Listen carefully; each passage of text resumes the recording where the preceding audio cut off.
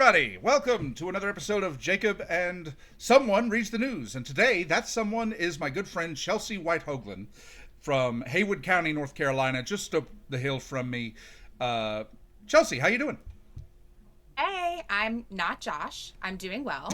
I'm hanging in there. How are you? Uh, I'm okay. Just working a lot, trying to get this going, trying to learn how to do podcasting. Um, there's a lot to talk about. The world keeps changing faster and faster, uh, and still trying to make sense of it. Yeah, we're 7 days into 2026 and off off to a start. That's for sure. Yeah, yeah. Stuff's happening, but I figured we'd do two episodes today. Uh, this episode, I'd like to just interview you, if that's okay, and so that our listeners can kind of, because I want to use this channel to introduce very different people to very different people and to exchange ideas. Because one of the things that's caused so much division is just not understanding each other and everybody being in their own extreme bubble. And you're somebody who has really unique experiences, being very active politically as a community organizer, incredibly badass at it. And I think that people who aren't in those spaces, who just have traditionally do the whole, wake up, home, work, TV, bed. Um, they don't understand that world at all. So thank you for being my first official guest. You're so welcome. Thanks for having me on, although you make me sound a lot cooler than I am, so I hope I don't disappoint anyone. just hang out, embellish things. The key is to lie, because we live in a Yeah. post-truth society now. How are people even gonna know, right? How are we gonna know? Shit, my gain just went way too up. Let me adjust that. See how that works. All right. Let's see. Chelsea, if you don't mind, give me some of your personal background, your political background, and describe a little bit about the work that you've been doing for the last, 10, 12 years? Yeah, about 13 now. And feel free, as we like to do out here, I can get off on a tangent. So interrupt me, ask questions, whatever. But yeah. Hi, y'all listening. My name is Chelsea. I live out in Haywood County and have lived in Western North Carolina my entire life. Although I've kind of hopped around all of the counties out here in the west and the far west surrounding Asheville. Actually lived in McDowell County for a while. That's where my little sister was born. Out where you are, Jacob. Yep. And I was not raised political. I grew up poor, as most of us did out here in rural Appalachia in particular. I was also, as folks like to say, raised by a village. That was pretty literal for me. My mom was 19 when I was conceived and became a single mom within a year of me being born. And so it really took aunts and uncles and church folk and neighbors and just everybody to really rally around and raise me while my mom was working and doing what single mothers have to do to keep food on the table and a roof over our head. And so my whole life I didn't realize that that was not the norm. Just like I felt so loved, so safe, and so just surrounded by support. I didn't even realize that we were poor. Right. And I didn't realize that that wasn't the norm until I started college, which I ended up going to college for all the same reasons that I felt supported my whole life, is because of the community. Everyone was saying, you're so smart, you won't struggle the way that we struggle if you go to college and get a degree. And when they were saying things like that, they were referring to all of these experiences that were kind of in my periphery, or that I was witnessing around domestic violence, substance use and abuse, homelessness. I had homeless cousins who were sleeping on the couch more often than not, and my mom even being a single mom, etc. So being poor was, all of the symptoms of poverty were there, but I didn't realize that it was like a thing, right? Right. And so I ended up going to college because everyone was saying your path out of this is go to college, get a degree. You're so smart, you can do it. So I went to Western here locally. And during my first couple years in college is when I became politically awakened, if you will. Mm-hmm. I was witnessing the prolonged, tragic death of one of my uncles who helped raise me by pancreatic cancer during the era when affordable health care was still dramatically out of reach, which we are re-entering that era Yeah. rapidly, and he could not get access to the care that he needed. This is before Medicaid expansion. And during that time is when Obama was also running for re-election. And of course, the central theme of his campaign was healthcare. And I was coming of age to be able to participate in such elections. And so it was this sort of universal alignment of right time, right place, or wrong time, right place, I guess. I don't know.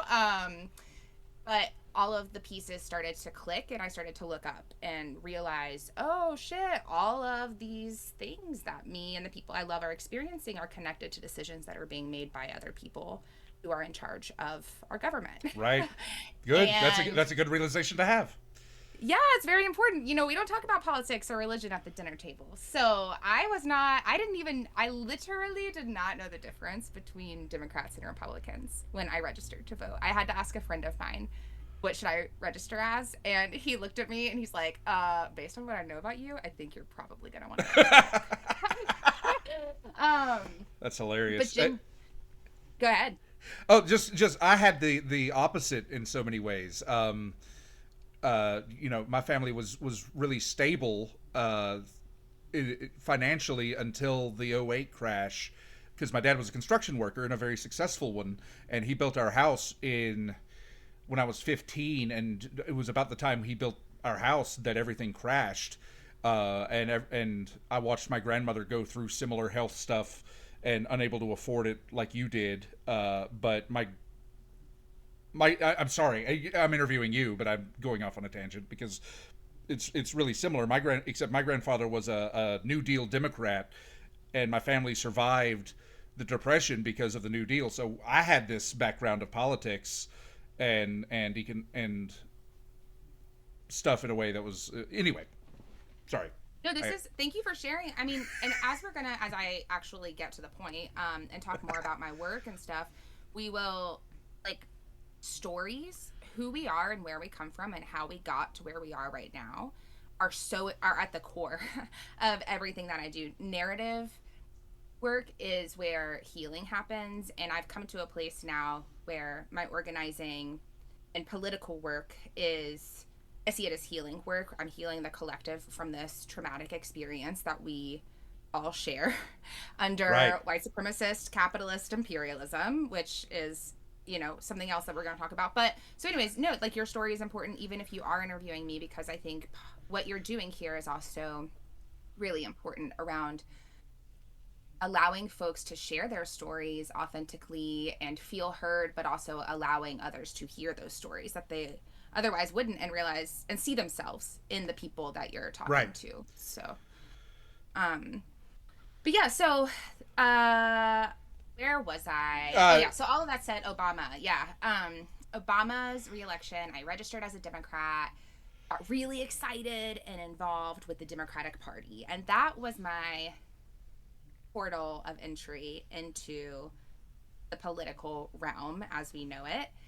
I did so much work as a college Democrat at Western Carolina University, got really involved with the state Federation of College Democrats of North Carolina, even ran for positions within the College Democrats of North Carolina and won. And eventually, when I graduated from college, it was 2016. So it was right around the time Bernie was running in the primary. And that was one of the shifting points for me. I was super supportive of Bernie. Everything that he said resonated so deeply with my experiences and my vision for the world that we the reality that we could create through policy. And Then I saw what happened to him through the Democratic Party and their primary, And how that and actually works. and how everything actually works. Yeah. And so that was my first time kind of speaking out against the party. I ended up writing this scathing hot take on Facebook, of course, where I was like, the Democratic Party is going to reap what they have sown. We all like, this is not going to work out how they hope it will, blah, blah, blah, blah, blah. Then fast forward a few weeks, I get a call from a young woman who works as a regional organizing director for the North Carolina Coordinated Campaign, which is a very fancy name for the Democratic Party ticket up and down the ballot for our state. And she had gotten my contact information from a local politician, Mr. Josam Queen, who knew me from my college Democrat work.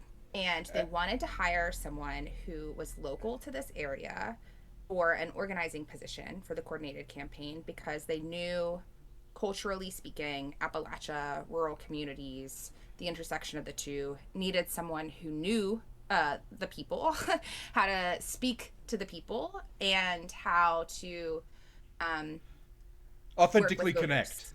Exactly, yeah. And so they literally headhunted me and gave me a call, even after I had wrote this thing. And at that point, it was clear, it was kind of the summer, I think, of 2016. It was pretty clear to me that Trump was on a path to increasing chances. And I saw him as a very real threat to our democracy and our way of life. And I was like, all right, I got to take one for the team, even though I hated Hillary at that point. So I did it. I worked for the Hillary Clinton campaign, for the coordinated campaign, through the 2016 elections. And that was my first time doing paid community organizing work, and in electoral politics in particular. I learned a lot that year. But something that folks don't realize is that regardless of the party, Republicans, Democrats, whatever, in electoral campaigns, everything is metric based, right? They have, it all comes down to a win number, where essentially they look at like the previous elections, the overall voter base, and they say, how many votes do we need to get in order to win this election, out of how many votes are going to be cast, more than likely, in the overall thing. And then they form a strategy that is all about reaching that number. And so they break it all down. Then they'll say, we've got to knock on this many doors. We've got to recruit this many volunteers to knock on that many doors to get this many voters to turn out, and so on and so forth. And that's one of the most interesting things that I've always thought about your story, is like, you saw up front and close the personality of the election machine, and the way you've always told me the story of how that personality is really similar to how stock traders work, how aggressive salesmen work. It's all about these hard, raw numbers. And in politics, that creates such a problem, because you're completely ignoring the people. You're completely ignoring the actual purpose of why you're there and what you're doing. Bingo. Exactly. Everything is about numbers, and everything therefore becomes transactional. Like you're saying, it's all about, it's sales, right? And there are people who make an entire career out of electoral politics and are really good at it. But for me, that was so antithetical to I couldn't do it. I tried. Yeah. It took the human out of it. Yeah, the further deeper I got into that machine, the more disconnected from reality everyone seemed to be. Exactly. They're completely locked into just get this done, get this done, get this done. It's a very cocaine-based existence. Yeah, exactly. Everybody's just really intense all the time, and no one will stop and think. I smoked so many cigarettes during my call time. God. Call time is the worst. On the patio outside. Yeah, like we had, and for example, when we say everything is about numbers, literally I had a call quota. I had to make a minimum of 200 calls per day. Yeah, that's not surprising. 1,400 calls a week.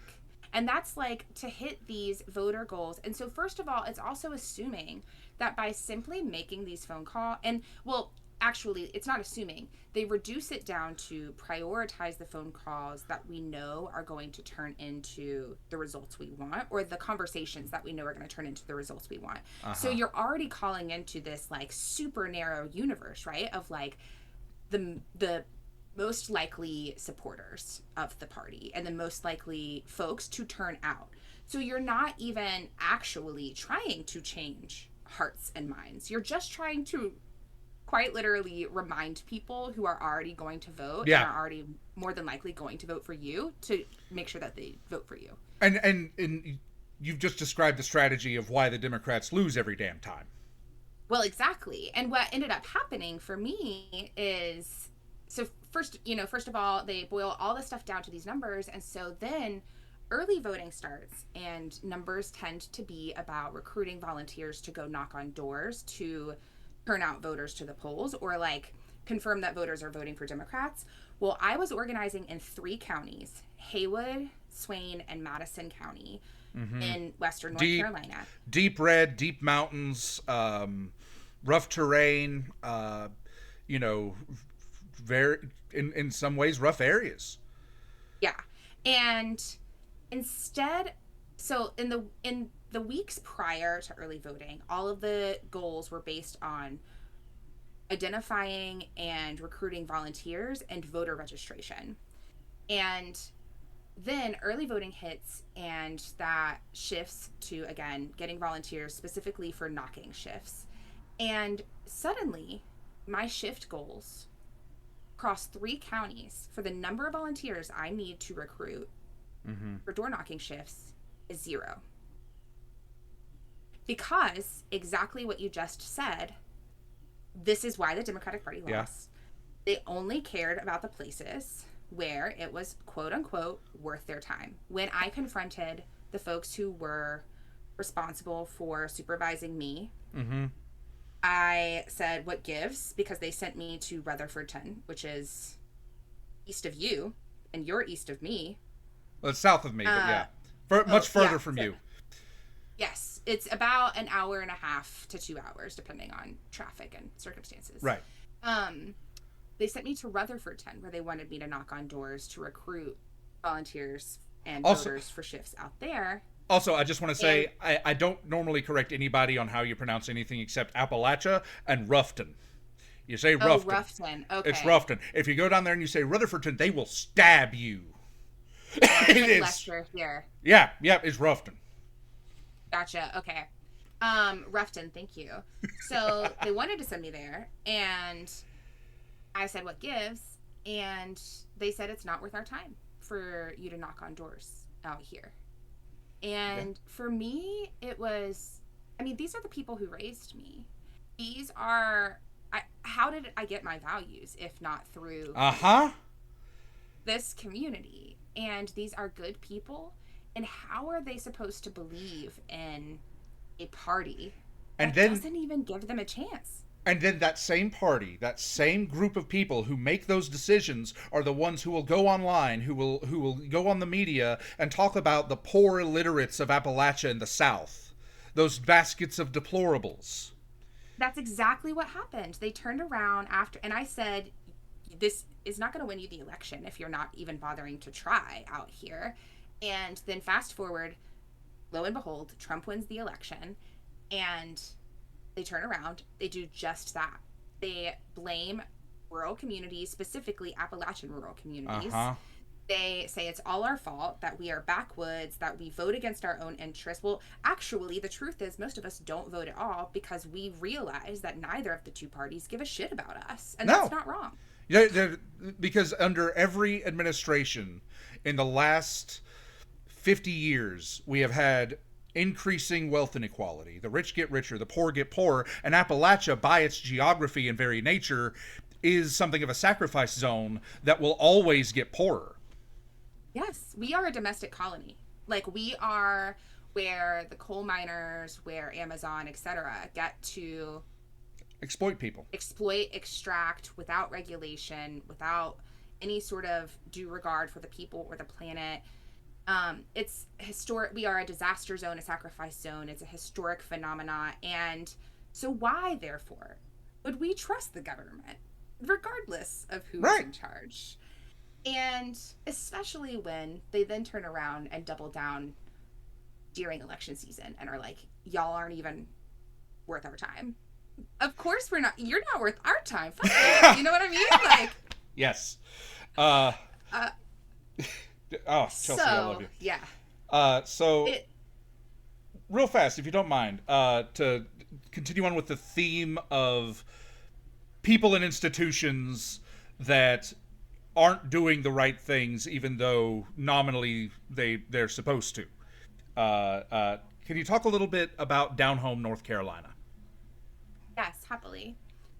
Thought you might. We started Progressive Nation. We're organizing around the congressional district, but also Haywood County specifically. And we were meeting weekly in Haywood County to have basically community assembly meetings where folks were breaking out into working groups, working on various projects, immigration, healthcare. There was an environmental group, so on and so forth. And then, and a lady came up to me after the meeting. She had attended. She was in the process of starting an organization called Down Home, North Carolina, that was going to be dedicated to building power for poor and working folks in rural areas across the state. So when they say building power for poor and working folks, like that's their mission. And what that means is like they're supposed to be building community-led grassroots chapters across the state, kind of like a people's union almost. So like instead of an industrial-based union, a community-based union where folks get access to all of these tools and resources, and they're supposed to advocate and co-create programs and policies, etc., that they want to see. And so when we started Down Home, what I was doing out here in Haywood County and what was simultaneously happening in Alamance County was literally a community listening survey to set the agenda. And we were knocking on every door that we could find. And I had really good experiences in the first couple of years at Down Home. I am really grateful for my time there because, like, in this community listening survey, we were knocking on thousands of doors and asking folks 3 open-ended questions, which were, what are the problems that you experience just in your day-to-day life? Like, what is actually keeping you awake? Right. What matters to you? Exactly. Not what you read about matters, but what you're feeling and experiencing. And then number 2 was, who do you see as having the power and or the responsibility to change what you're experiencing? And 3 was, what do you think would actually be a solution to what you're experiencing? Mm-hmm. And the idea, what we ended up publishing a report, it's called No One's Ever Asked Me Before, because go figure, that was the most common response we got when folks would like struggle to answer the questions from that perspective.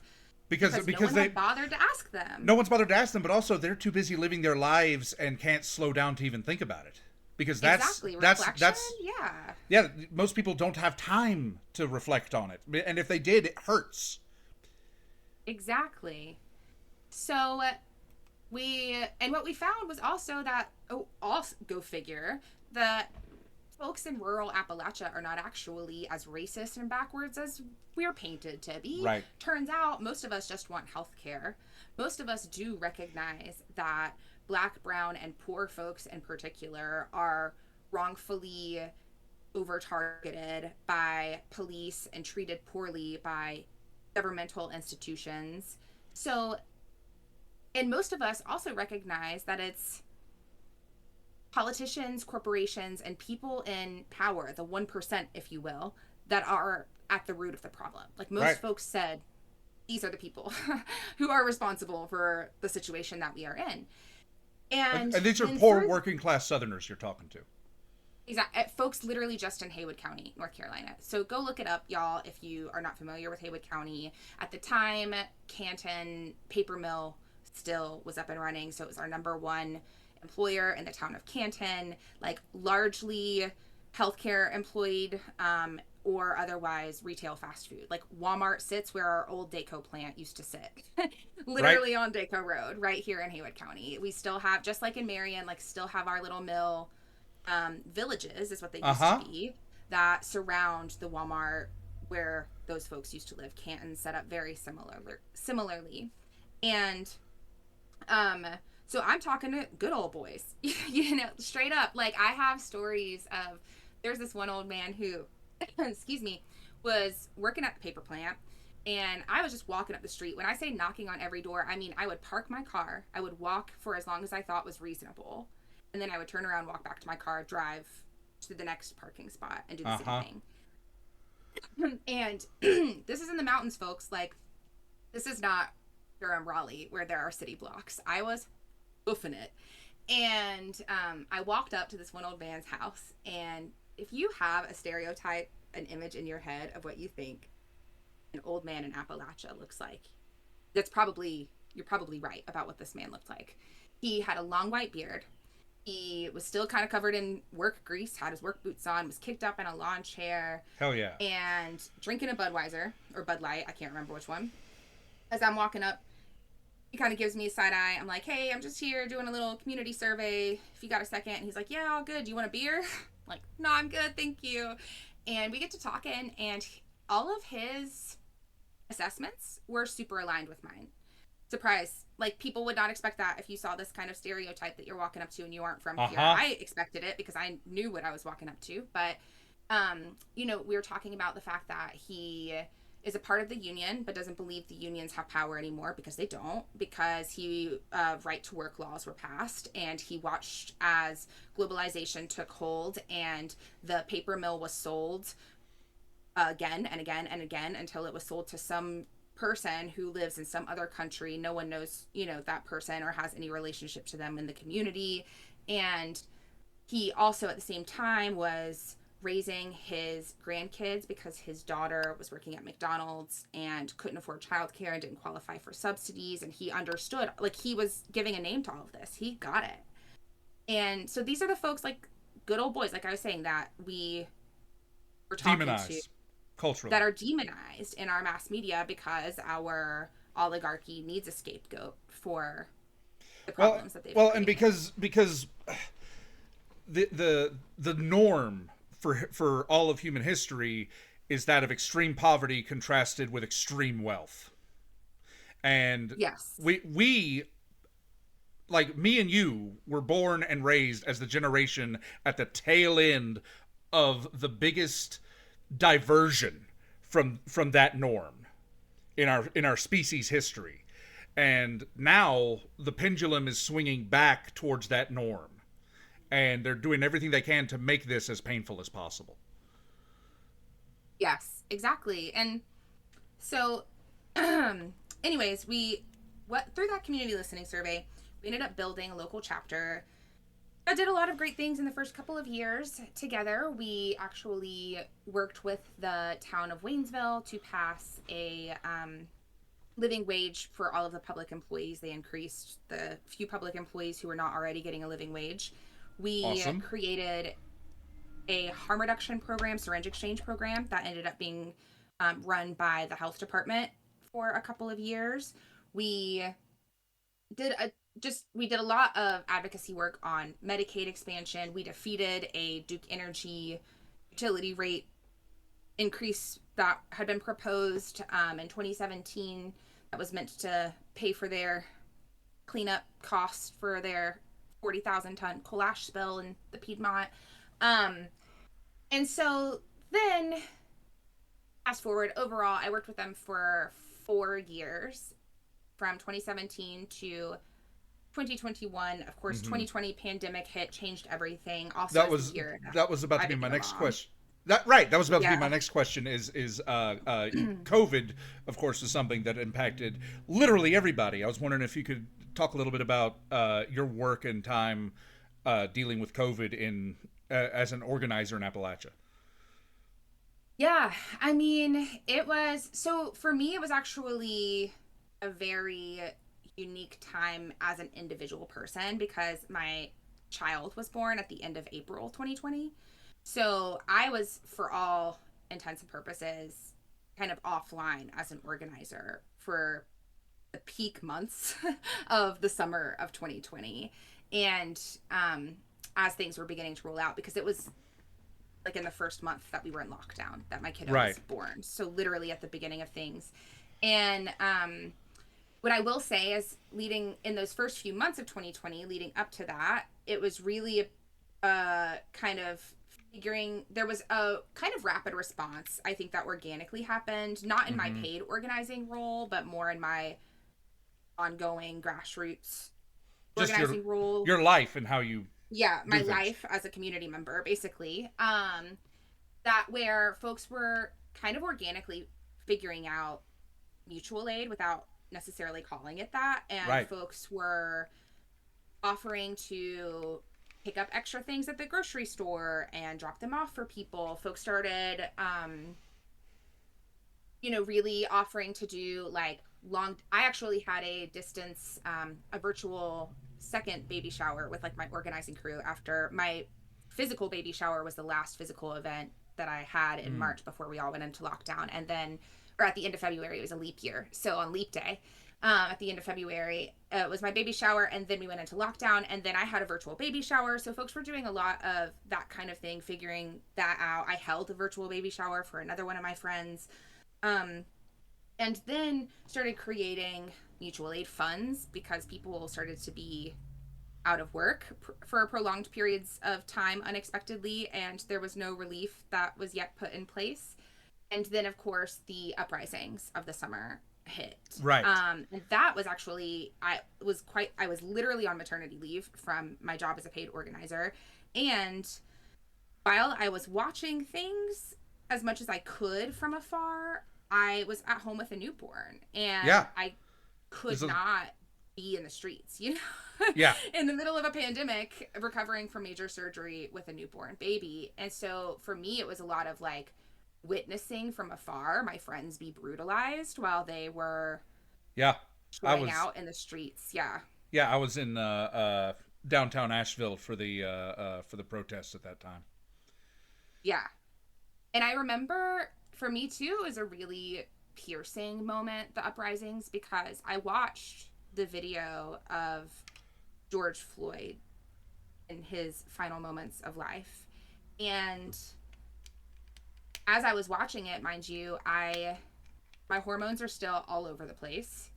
I was freshly home in the early weeks of postpartum, and I was a new mother, and I was totally isolated. Like everything that I had expected about parenting and what I had known about community my whole life, literally from being raised by a village until working in community, like my whole life was about being with a village, and Right. I couldn't have that in those early days. And then I was watching this video of this man who in his final moments of life was crying out for his mama.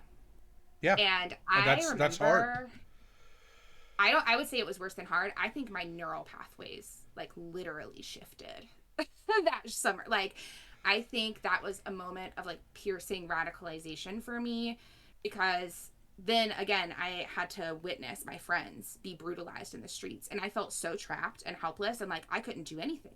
And I also was here with a baby. I didn't know what I was doing, and we were in a global pandemic, and there was so much cortisol, so much Yeah. adrenaline, so much trauma happening. And I think a lot of us in organizing in particular that summer, there was so much rapid response that was happening in so many different directions from like the beginning of 2020 through that summer, that I think a lot of us were shifted in ways that we're still figuring out. About that. Yeah. And well, and there was something else that I wanted to say about Sure. 2020. Also, just to point out that this was on the heels of the, like, well, it was then leading up to the 2020 election, right? And we were all, once again, like witnessing Bernie go through this Yes. same freaking process with the Democratic Party. And so I think that was also contributing to what you were saying is like a further radicalization to the left. Of being like, oh, these like, and we were also desperate, right? Like we're like, we need life-saving measures now. Like we are in the middle of this pandemic, people are in the streets. Like if we are going to actually win the next election, we need to put up somebody who can actually like Win. fucking fight for us. And we were begging for it, and then they were like, no, you all need to shut up, we're going to run Joe Biden. That's what they did, lo and behold. And then shit just got worse. I wouldn't Yeah. say it got worse. I would say it got, Well, it no. presented as better. Well, right. It was presented as better when nothing happened. That's the Yes, ultimate exactly. problem of of the Democrats of the last several decades is whenever they control things, they put on this thin veneer of improvement. There's a new coat of paint. They bought a new couch. Everything's a little bit better, but there's no Yeah. substantive change. There's no addressing structural rot in the foundations. Yes, exactly. So, and so as we transition into 2021, which is when the environmental crisis or climate crisis that you're talking about happened, that also brings us to a close of the Down Home North Carolina story, because 2020 elections were very different for community organizers because we were still locked down. Vaccines were about to be rolled out, I think, if I remember correctly. Um, and so we were doing a lot of remote organizing. We were piloting at Down Home a new program called Relational Voter Turnout, which was all about peer-to-peer networking and leveraging existing relationships to turn out the vote instead of doing the traditional call and knock method. And we brought on new independent contractors, and then as we went into 2021 from that season, taking our learnings away, we had new organizers on the team full time. I was in a new role that was all about distributed organizing, which is, I think, a concept that has really become the hot topic since the pandemic and is all about like organizing remotely, basically. Like, how do you connect in a distributed network across a large geographic region? And we started to unionize at Down Home, North Carolina. It took us about 6 months to win recognition of the union from an organization that is supposedly all about building working class power. They wouldn't even fucking recognize our union. And it took us 6 months to win recognition. And then in August of 2021, me and my co-representative of the unit went to our first actual bargaining meeting to discuss an actual contract. And within 24 hours, we were fired. And the entire organizing staff was gone. And we were sent a letter that basically, it was a settlement offer.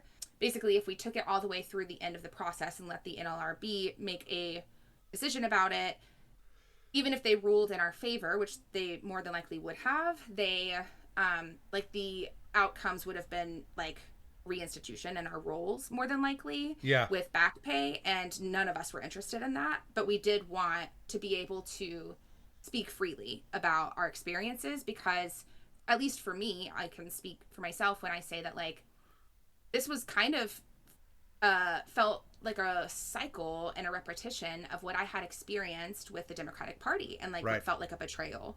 And it seemed to me, it was like, dang, I can't count on the party to be the entity that's going to fight for us. And I put my energy into this social justice organization and this sort of professionalized movement space that was supposed to save us. And then they did the same thing. So that's where you get the institutional rot that's not just in the government structure, not just in the political structure, but in the charity, NGO, activist structure as well. Exactly. It's a cultural phenomena, right? And it stems from, and this is a different soapbox, but it stems from the very establishment of our country as a corporation, right? Like, we were never intended to be anything other than a corporate entity that is run in this way, with these types of power dynamics and hierarchies and suppression of the people who are the means of production, you know? And then we and again, it's worth saying that, like, we as a country, we began to get out of that. There was a period of substantive change after the Second World War where we realized we wanted healthcare. We wanted, and not just us, but other countries throughout Europe, was we just fought and died and were miserable, and we want things to get better. And we had just gone through the Great Depression. We wanted things to get better, and Yeah. this is my soapbox because I can't stay quiet but so long. it's Mm-hmm. and we created the system that allowed me and you to go to college and understand the world we live in. And we created the situation that allowed people like my dad to be self-employed as a construction worker and put food on the table and build a house to put the table in. Yeah. But now that system, we've just decided we don't want it no more. Um, We got complacent, I think, and we didn't protect it as if like we always have to be on defense, right? Until the entire, because it is a culture, right? yeah, Because we have to, it's kind of, and again, all of my work now, I should say to folks too, I ended up getting my degree in social work, so everything I do is from like this lens of people, as humans, as creatures, living creatures that need to heal, that are social creatures that are all traumatized. And so um when we like think about trauma work, for example, which I have had to do a lot of my own, even right. when we have done EMDR and trauma like talk therapy and so on and so forth, the work is never done, and we always have to come back to it and defend it, right, and hold the line and have steady practices. And I think that's what we got complacent, and we didn't have any sort of consistent defensive proactive practices in place. And um yeah, so we Well, I got just fired from down home. Go ahead. sorry. No, I was just wondering because Down Home basically screwed y'all over and went back on their word of trying to actually help working people when they wouldn't even support the people working for them. Um, Exactly. uh, can you describe your work in Helene? Yeah. Well, and so down home, that happened on the 12th of August, and then Tropical Storm Fred that you were asking about a second ago hit Yes, that's right. on the 17th. So 5 days later, I had a friend of mine who actually had been a down home member, of course, was not anymore after the firing. They pulled out entirely of the Far West. They texted me on August 17th and said, "Do you know anybody with a boat?" They were living in an RV along the Pigeon River in Crusoe on the property of their sister at the time. Mm-hmm. And they texted me and said that they and their sister were on the top bunk in the sister's kids' room, and water was coming through the windows and rising. And um Tropical Storm Fred, basically a wall of water came down the Pigeon River, which runs through the town of Canton, but before it gets to the town of Canton, it runs through this gorge called Crusoe that actually leads to the Pisgah National Forest over in Brevard. Mm-hmm. And a wall of water, basically, the storm cell sat over this little gorge and just poured and poured and poured water after we had already had weeks of rain, and the ground was oversaturated, blah blah blah. All of a sudden, just boom, out of nowhere, Wall of water. wall of water comes down, is devastating to this teeny tiny little gorge. I was unemployed, but was able to sustain myself at the time through contracts I had going. So, and I had friends who were impacted, so I immediately jumped into what I do best, organizing. And we responded at first by literally putting boots on the ground, which is also something I think that I do best. I was training canvassers to literally we created a form, like an intake form basically, and I was training canvassers on how, first of all, to approach folks in like some of the most rural hollers in the gorge of Haywood County, Mm-hmm. and then how to get them to share information about how they've been impacted and what they might need. And so this was literally in the first couple of days following the storm. So we were trying to figure out, like, do you have a home? What is left of your home? Do you need food? Do you need a shower, etc.? And we set up a community center, relief hub, first out of the Methodist Church there in Crusoe. And we had respite for search and rescue workers where they could sleep there. We had hot showers, we had laundry running, we had hot meals, we had anything and everything that you could imagine. All of the supplies you could need. We eventually moved into the community center, which is an old school building, like a lot of them are out here. And it was like this big open, literally an old school auditorium. And folks had shopping carts. They could go get whatever they needed, their dehumidifiers, their generators, their shovels for mucking and gutting, buckets, water, Just etc., supplies and needed. so on. Yeah, everything. And that was until we had our local representative, Mr. Mark Pless, in the North Carolina General Assembly, uh, came into the community center while I was at a long-term recovery meeting that he should have been at. I don't know why he was not. And he brought in other state officials with him, and who I will not name on this call for reasons I'll explain to you afterwards. And they went on the stage while I was gone. My volunteers called me 911 SOS. They went on the stage of this auditorium and announced, "This is not a soup kitchen. We will not have this communist agenda." Dear God. And Of people who've just lost everything. people who've just lost everything. But the reason was because across the street from this community center, there's a church. And the pastor of that church is a very close friend to Madison Cawthorn. And I did not know this at the time. But the pastor of the church was also like there's more context. I won't go the whole story. He was in a group chat I was in. He knew I was going to be at this long-term recovery meeting and that I would not be there when he showed up. Anyways, those are the links. So that was another radicalizing moment for me, because it was like, holy shit. Not only is it like a policy thing that we are fighting, but they literally they hate us. They will so shut down. much. They will shut down any ability for you guys for just working poor people to survive Exactly. when a tragedy happens. And what was tell her, because almost nobody knows about Tropical Storm Fred and its impacts, and almost nobody. I'd never even heard of Crusoe until that event. Like, could you describe the official state response from Raleigh? Oh, so it took basically 2 weeks. No, maybe it was one. It was between 1 and 2 weeks. I need to go look back. It's been a long time now. But it was more time than it should have been for Roy Cooper to declare a state of emergency on the state level. And even longer than that for the federal government to declare. And so we were quite literally out here alone on our own.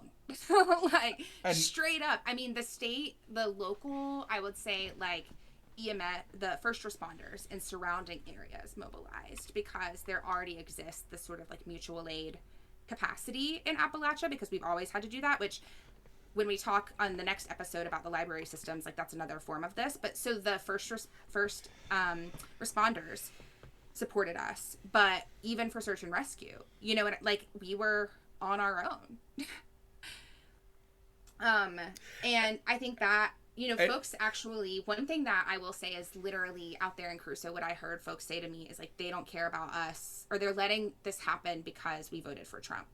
So folks are making this connection that under the Biden administration, they didn't care about us because they had scapegoated us for the elections, right? And so it's this constant narrative. And even if that is not true, even if it wasn't our voting actions that contributed to the delay in response, it is true that it was because of who we are and where we are. Yeah, that you're because we're less than. You're less than. Exactly. Yes, and that is at the core of what folks were experiencing and naming. So in a lot of ways, Haywood County was better equipped for Helene when it hit than other counties were, because we had just been through Tropical Storm Fred. Although I will say, like, literally there were houses that were still being repaired or just finishing repairs from Fred when Helene hit. God. Which was pretty shitty. And the other thing I'll say, I just want to circle back to what you said about anything to shut down working class people taking care of each other. I think the threat is, one, our autonomy, right? Like, them recognizing that we are creating paths of independence from their control. If we can take care of each other, we don't rely on them to take care of us. they are losing control of us. But the second thing is that disasters are really, they strip away all of the bullshit. Yeah. You Like you have don't no choice but to work with people you do not like. Right. Like it doesn't matter if the guy down the street voted the way I don't like. He, they say words I don't like. They're generally dickish to their family, whatever. I still want them to have food. Yep. I still And so the threat was really that radical leftists and folks who consider themselves staunch conservatives were breaking bread together right after losing everything. And that's what they had to put a stop to. And that's also what we saw happen in Helene, is how people came together in this response to take care of each other, to reach across differences, to keep each other alive, to literally pull each other out of the mud, but then to also help each other rebuild. I think there's this illusion of division between you and me to keep us from seeing the people in power. Yeah. The class war is the ultimate war, right? That's the only one.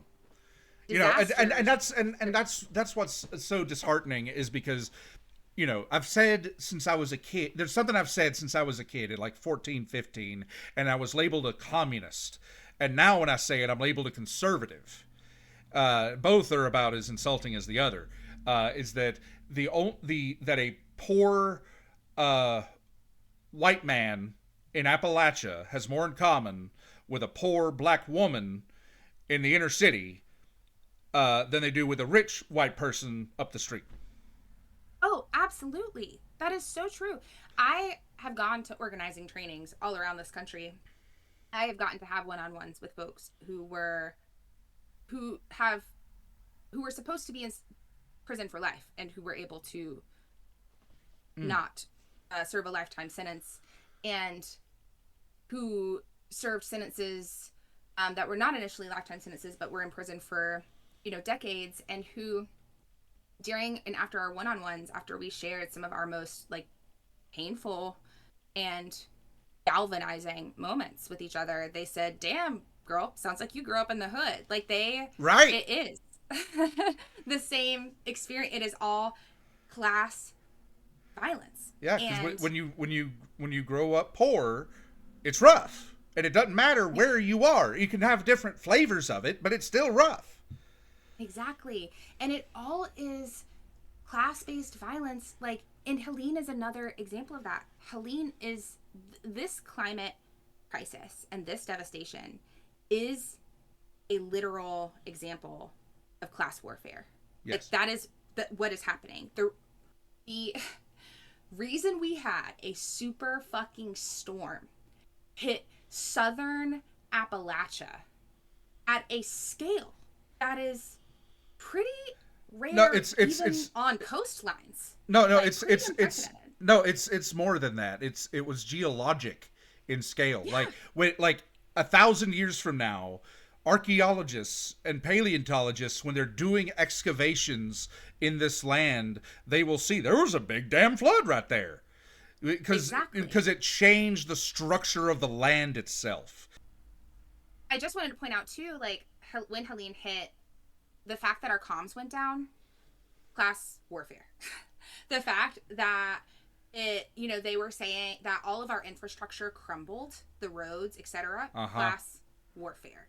All of this, the overdevelopment, the fact that a Raytheon plant was constructed along the French Broad River. Yes, the same French Broad River that exemplified historic flooding after Helene in 2022, and that in March of 2024, the Department of Transportation with the Army Corps of Engineers published a statement that said the construction of this facility would expand the flood zone along the French Broad River. All of this, these are I didn't know that.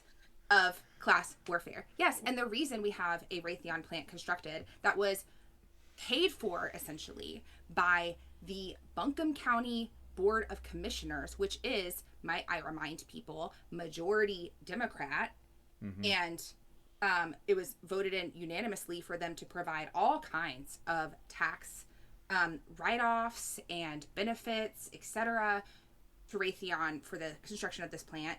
And the reason that we need a Raytheon plant here is so that poor Appalachian people can go to work for shitty wages to build the parts of the warplanes that they need in order to go bomb Venezuela, Iran, Palestine, Syria, etc., and so on. Yeah. So class warfare, literally. Describe why it's class warfare. Why the infrastructure in particular is class warfare.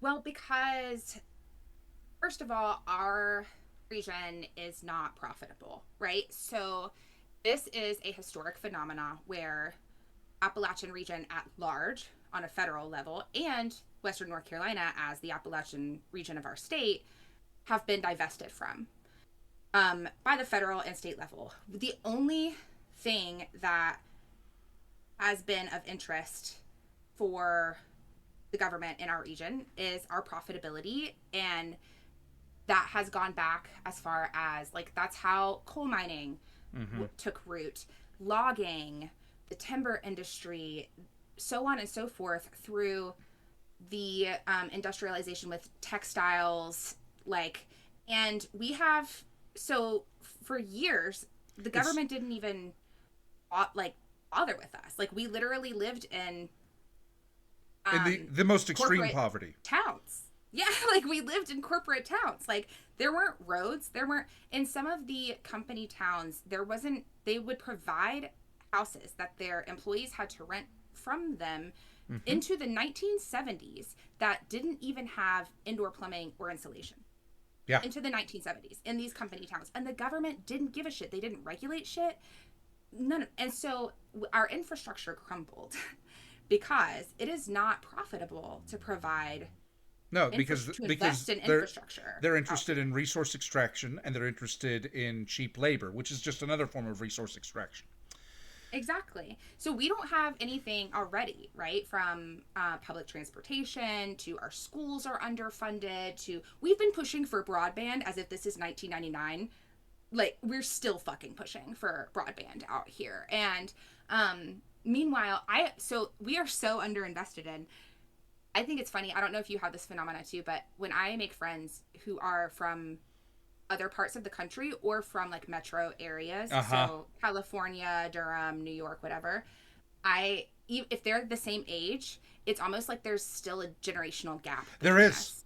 Yeah, like, totally. They're more Gen Z and that's I'm Josh. More millennial. That's Josh, who's on vacation. He's from Cary, and he's very much more in tune culturally and personality wise with a younger generation. When I drive a 1997 Volvo listening to the Doobie Brothers and John Cougar Mellencamp. Well, and exactly, because part of that is that we were still using landlines when metro areas had moved on to cell phone. Like there was no using cell phones out here. We didn't have cell phone signal, even if we could afford them. And same thing with dial-up, right? Like we were using we didn't have dial-up for when others had it, and then when we did start using it, others were moving on to the next thing. Yeah. And so we're like a step behind. And so yes, when a disaster like this hit, there is no investment in resiliency. They've just been neglecting it for years. It was already crumbling, and then all it took was this big storm to wipe it out. God. Again, you're very good at explaining these complicated things. I appreciate it. As we, I guess, kind of wrap up the first episode of this interview, I'm going to ask you a question that you asked other people. What are your top 3 issues, and do you have any solutions for them? Oh, man. I see all issues as, now, at this point in my journey, I see all issues as deeply interconnected.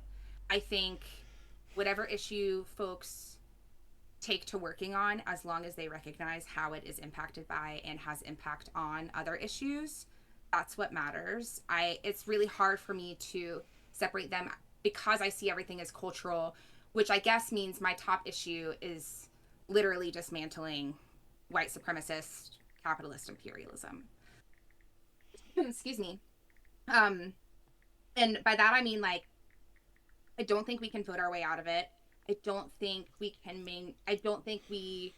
sustain this economy even if we raise wages, even if we cap rents, even if we regulate corporations, I think all of those are band-aids, right? And the actual issue, the core of the issue is this cultural imperialist rule that I would boil it down to, we really need to localize everything. Right. The community is my biggest, I would say that maybe isolation is my biggest issue. I don't like the way individualism, I don't know, but the solution for me is get in community, build community, localize. Don't become autonomous in the sense of like some hyper independent homesteader Right. would become Really autonomous. sitting in a bunker with a gun, really scared somebody's going to come and try to steal your beans. Yeah. Your ammo is not going to do you any good in that situation. No. Become autonomous in the sense of, you know, which of your neighbors are good at certain things, have access to certain resources, etc., and you take care of each other now. Like, we don't have to wait for a disaster to come together and take care of each other.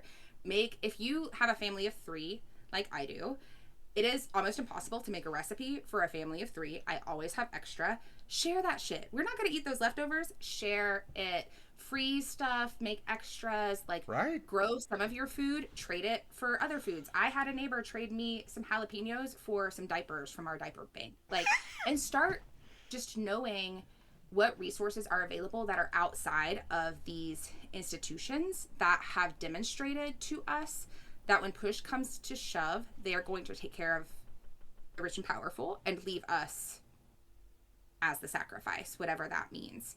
So that's the solution for me, is like, it starts here at home with our neighbors, getting to know people. Stop averting your eyes when you're like crossing and paths with and someone who lives in and your neighborhood, start you know? start talking to people you don't if you automatically assume you're not going to like them, talk to them anyway and see, because you might be And surprised. talk to them and get curious. Don't talk to them trying to change their mind. No. Talk to them trying to understand why and where they're coming from and how they got there. That Yeah. has become my passion in organizing. For folks listening to this, I don't know if you picked up on it or not, but I am like very extremely far left, abolitionist, anarchist, like I'd have never probably guessed. I know, right? I have been called like the queen of Antifa at my like local community by our conservatives here.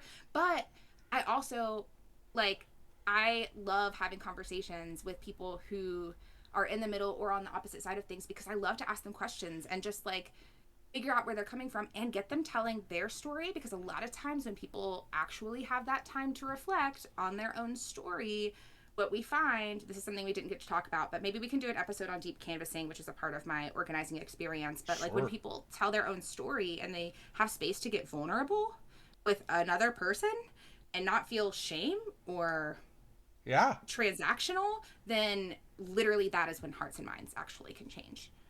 That's amazing. You My next question was going to be, what do you want your political opponents to understand, but about you and your views? But you kind of just answered that. Yeah. um, I guess last question. What if you're going to recommend media to people to digest, to read, to watch, to listen to, that would help them understand your perspective a little bit better? What would it be? Mm, great question. Okay, What You're Getting Wrong About Appalachia by Elizabeth Catt. Okay, Live Here. what you're Say getting what? wrong? What you're About getting wrong about Appalachia? by Elizabeth Catt, Catte. And I can drop this in the Discord for Please, you for yes. show notes or whatever. Um, Another book about Appalachia, which is called To Live Here, You Have to Fight. And that's by Mm. Jessica Wilkerson. And that's about specifically women on the front lines of Appalachian activism. Um, and for my organizing perspective, reading, oh my gosh, Emergent Strategy by Adrienne Marie Brown, Mm. which is, Adrienne just has a beautiful way of giving words to the shifts that need to be made in organizing spaces. And she's created this beautiful framework called Emergent Strategy that really has helped shape my approach to organizing in this transition from seeing organizing as like a way to turn out voters into like a way to heal the collective. Um,